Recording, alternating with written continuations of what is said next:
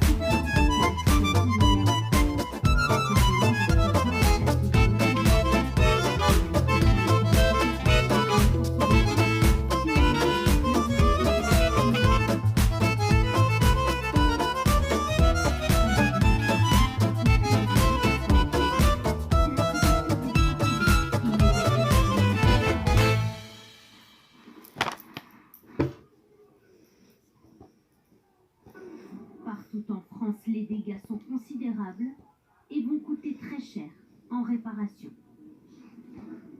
À qui la faute? Comment en est-on arrivé là? Maxime Nicole, porte-parole des Gilets jaunes, renvoie la balle au gouvernement. Ce qui fait en sorte que ça arrive comme ça, c'est la réaction du gouvernement. La réaction de fermeté du gouvernement, la réaction de non-écoute. Le président, il n'en a strictement rien à faire.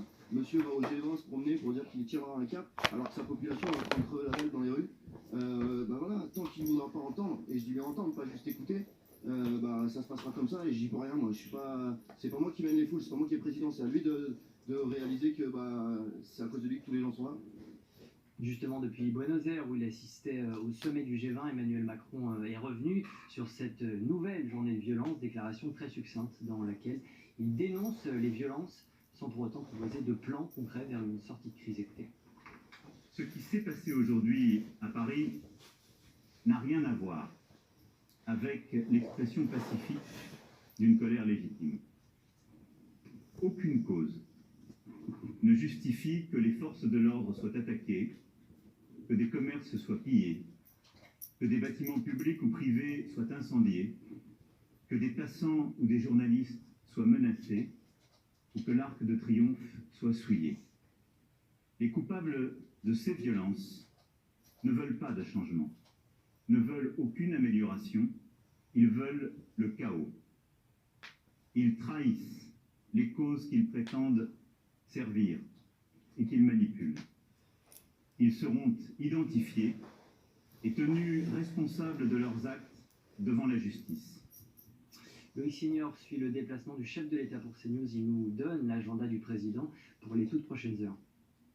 Un président de la République droit dans ses bottes, je n'accepterai, dit-il, jamais la violence. C'est lors d'une conférence de presse en marge du sommet du G20 que Emmanuel Macron a finalement pris la parole, ne voulant pas répondre aux questions des journalistes, mais en faisant un point sur la situation sociale à Paris. Toujours pas de réponse aux questions des Gilets jaunes, aux manifestants qui ont exprimé à nouveau leur colère samedi à Paris. Le chef de l'État annonce qu'il tiendra une réunion de crise ce dimanche matin. Le président de la République sera entouré notamment du ministre de l'Intérieur et du Premier ministre Édouard Philippe, qui annule son déplacement en Pologne en marge de la COP24 où il devait discuter justement des enjeux climatiques.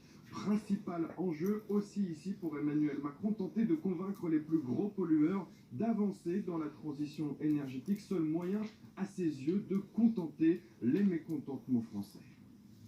Emmanuel Macron à Buenos Aires, le gouvernement qui est sur le pied de guerre, Christophe Castaner a réagi ce soir, c'était au micro de TF1. Écoutez.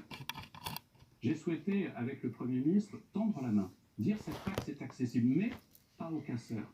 Mais ils ne sont pas rentrés. Ils sont restés du côté de l'Arc de Triomphe et ils ont attaqué tout de suite. Et ils se sont camouflés en gilets jaunes. Et c'est au fond tout le problème que nous avons contre nos forces de sécurité.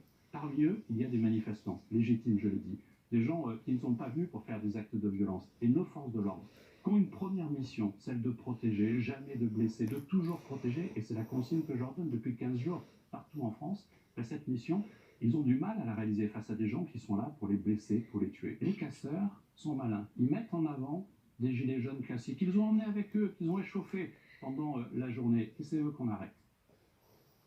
Une journée de manifestation et de violence qui a provoqué des réactions politiques en cascade. Petit tour d'horizon avec Nicolas Dumas, regardez. Un mouvement profondément